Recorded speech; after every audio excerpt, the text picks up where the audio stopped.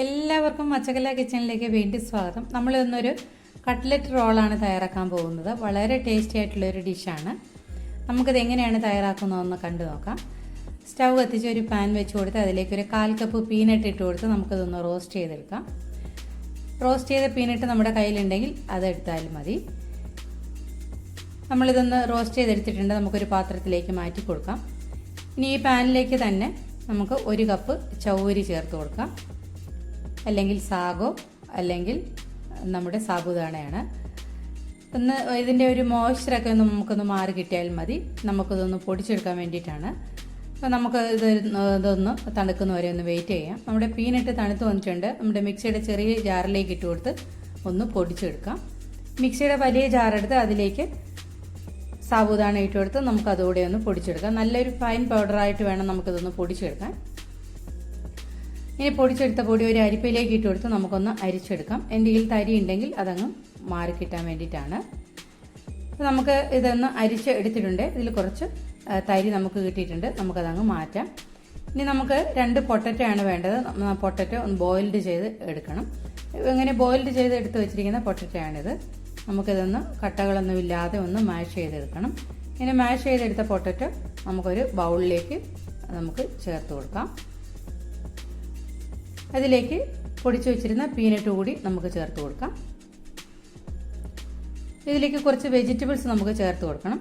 ഇതിലേക്ക് 2 table spoon great ചെയ്ത carrot ചേർത്ത് കൊടുക്കാം. 2 ടേബിൾ സ്പൂൺ പൊടിയായി കട്ട് ചെയ്ത ഒനിയൻ ചേർത്ത് കൊടുക്കാം. പൊടിയായി കട്ട് ചെയ്ത 1 ടേബിൾ സ്പൂൺ ഗ്രീൻ ചില്ലി ചേർത്ത് കൊടുക്കാം. ഗ്രീൻ ചില്ലി ഒന്ന് ക്രഷ് ചെയ്തും ചേർത്ത് കൊടുക്കാവുന്നതാണ്. 2 ടേബിൾ സ്പൂൺ പൊടിയായി കട്ട് ചെയ്ത മല്ലിയില ചേർത്ത് കൊടുക്കാം. ഇനി ഏതെങ്കിലും വെജിറ്റബിൾസ് ഇഷ്ടമുള്ളവർ വേറെ ചേർക്കണം എന്ന് ഇഷ്ടമുള്ളവർക്ക് അതും ചേർത്ത് കൊടുക്കാവുന്നതാണ്.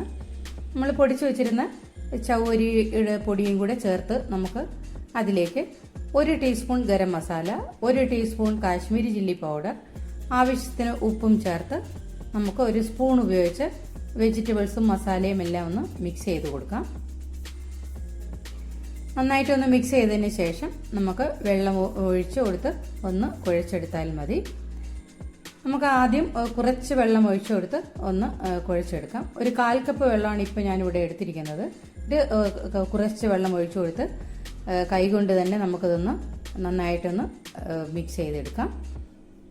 ആവശ്യമുണ്ടെങ്കിൽ വീണ്ടും വെള്ളം ചേർത്ത് കൊടുക്കാവുന്നതാണ്. സാബുദാണ ആയതുകൊണ്ട് നമ്മൾ കുഴയ്ക്കുന്ന മാവൊന്ന് തിക്കായിട്ട് വരാനുള്ള ചാൻസ് ഉണ്ട്. അപ്പോൾ വീണ്ടും നമുക്ക് വെള്ളം ചേർത്ത് കൊടുക്കാവുന്നതാണ്. ഇപ്പോൾ ഞാനിവിടെ 1/2 കപ്പ് വെള്ളവും 2 ടേബിൾ സ്പൂൺ വെള്ളവും കൂടെ നമുക്കിവിടെ ആവശ്യമായി വന്നിട്ടുണ്ട്. നമ്മൾ റൊട്ടിക്കൊക്കെ മാവ് കുഴയ്ക്കുന്ന രീതിയിൽ നമുക്കിതൊന്ന് കുഴച്ചെടുക്കണം.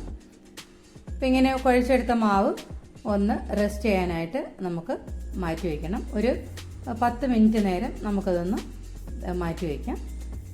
ഒന്ന് അടച്ച് നമുക്കതൊന്ന് മാറ്റി വയ്ക്കാവുന്നതാണ്.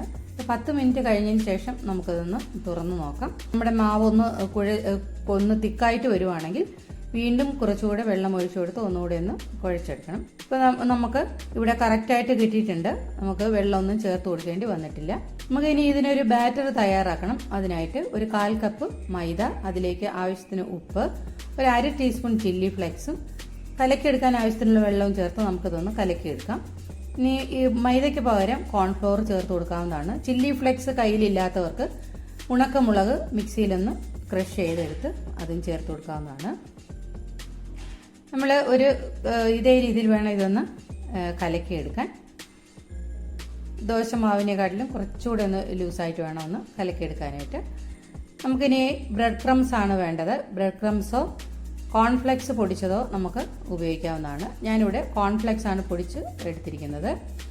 ഇനി നമ്മൾ കുറച്ച് പനീർ സ്ലൈസ് ചെയ്ത് എടുത്തിട്ടുണ്ട്. നമുക്കൊരു സ്റ്റഫിങ്ങിന് വേണ്ടിയിട്ടാണ്. ഇത് പനീർ വെച്ച് കൊടുക്കണമെന്ന് യാതൊരു നിർബന്ധവുമില്ല.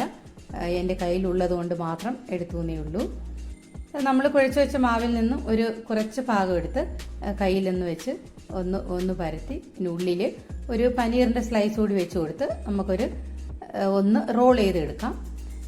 ഈ നമ്മൾ ഏത് ഷേപ്പിൽ വേണമെങ്കിലും നമുക്കത് തയ്യാറാക്കി എടുക്കാവുന്നതാണ്. ഞാനിവിടെ റോൾ ചെയ്തെടുക്കുന്നതേ ഉള്ളൂ. ഓരോരുത്തർക്കും ഇഷ്ടമുള്ള ഷേപ്പിൽ തയ്യാറാക്കി എടുക്കാം.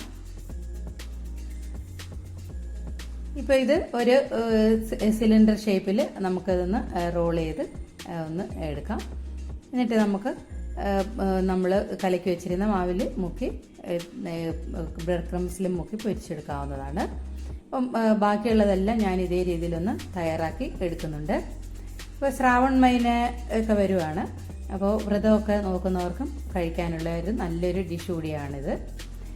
ഈവനിങ് സ്നാക്സ് ആയിട്ട് തയ്യാറാക്കാവുന്ന ഒരു ഡിഷാണ്. സ്റ്റാർട്ടറായിട്ടും നമുക്ക് തയ്യാറാക്കാവുന്ന ഒരു ഡിഷാണ്.